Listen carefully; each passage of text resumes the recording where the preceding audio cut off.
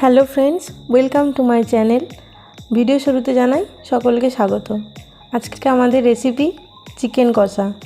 এটি ভাতের সাথে বা রুটির সাথে আপনারা বানিয়ে নিতে পারেন। উপকরণ লাগছে চিকেনটা আমি অল্প লেবুর রস মাখিয়ে কিছুক্ষণ রেখে দিয়েছিলাম।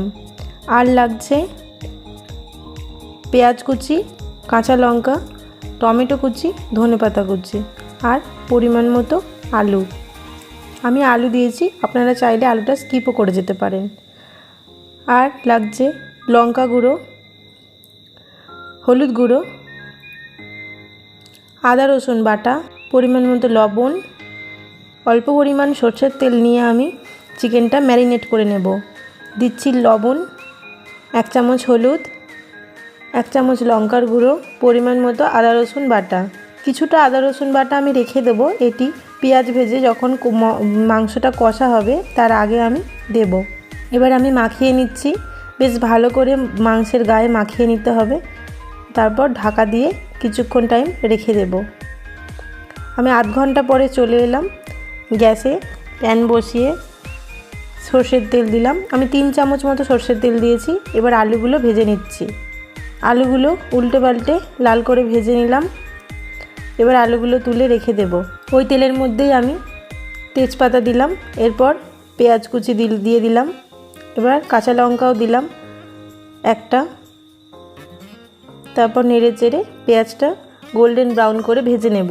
এরপর বাকি আদা রসুন পেস্টটা পেঁয়াজের মধ্যে দিয়ে দিলাম। এরপর মশলাটা ভালো করে কষিয়ে নেব।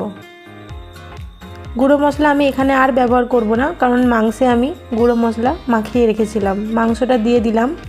এবার মাংসটা গ্যাসের ফ্লেমটা কমিয়ে কষিয়ে নেব। দেখুন মাংসটা এইভাবে কষিয়ে নিচ্ছি। তারপর কিছুক্ষণ টাইম ঢাকা দিয়ে হতে দেব। আবার ঢাকাটা খুলে একটু নেড়ে চেড়ে দিতে হবে মাঝে মাঝে। এইভাবে ঢাকা দিয়ে দিয়ে মাংসটা রান্না করলে মাংসটা খেতে টেস্টি হবে আরও।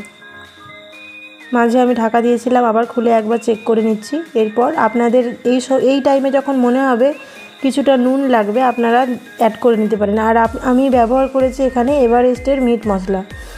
এটা আপনারা যদি না চান স্কিপও করে যেতে পারেন, অপশনাল এটা। আর কিছুটা ধনেপাতা আমি এই সময় দিয়ে দিচ্ছি, আর বাকিটা পরে দেব। দেখুন চিকেন আমাদের কমপ্লিট।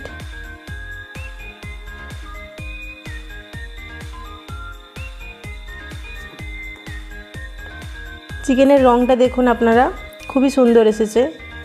এবার আমি ভাতের সাথে চিকেনটা সার্ভ করব।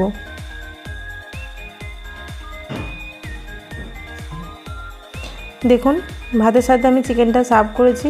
আপনারা এইভাবে বানিয়ে নিতে পারেন। ভিডিওটি যদি পছন্দ হয় তাহলে লাইক, শেয়ার, কমেন্ট আর সাবস্ক্রাইব করতে ভুলবেন না। ধন্যবাদ।